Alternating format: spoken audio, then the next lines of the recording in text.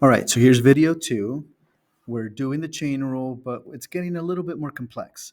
And in this first section, we're looking at multiple compositions going on. One thing I'm going to advise you is if you see a square that's in the middle of the trig function and the angle, I would encourage you to rewrite it as sine of 3x quantity, like the whole thing, squared. So now I have an outer function, which is the something squared, and inside I have the sine of 3x. So there's three functions going on here. There's the x squared function, the outermost function. There's the sine x function, the sine of something. And then there's the 3x, which is the innermost function. So according to the rule, and I'm going to pause, or not pause, but I'm going to refrain from setting up my u prime, and I'm just going to talk my way into the derivative. And let's see if you follow. I'm supposed to take the derivative of the outside.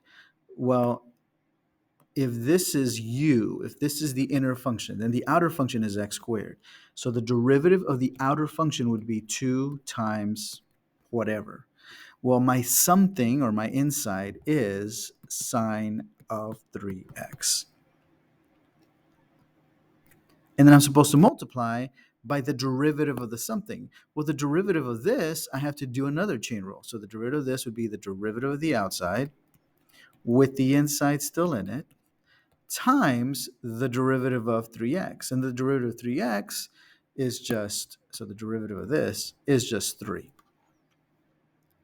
So notice, three different terms that we're multiplying because there were three different functions composed inside each other. I took the derivative of something squared, which is 2 times something, and then I took the derivative of the something. By the way, at this step, the something is still in there, right? 2 something squared, 2 times something, times the derivative of the something, which is the derivative of sine, which is cosine of 3x. Again, notice the inner function is still in there, times the derivative of the inside of 3x, which is just 3.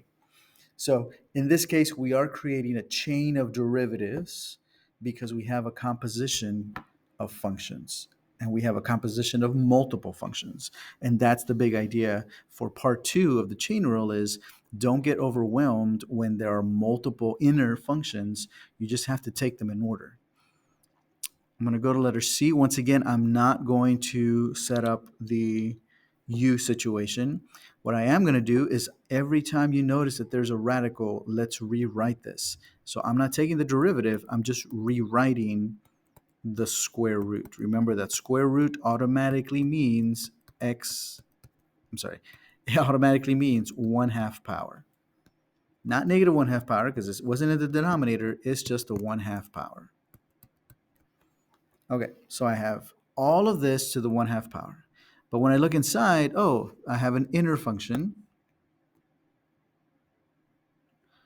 But then one of the pieces, because there are two terms on the inside, one of those has an inner function. It's 5x minus 1. Okay, so we're going to take the derivative of the outside.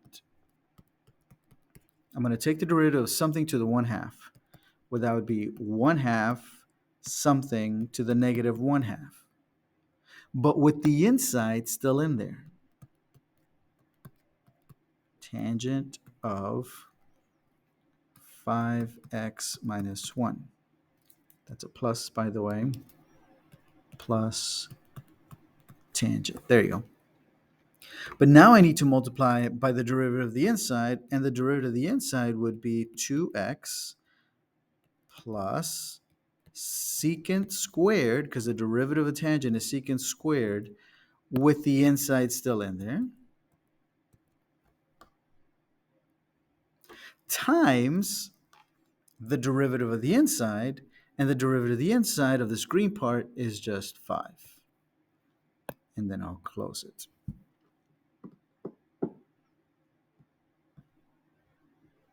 And there we have our setup.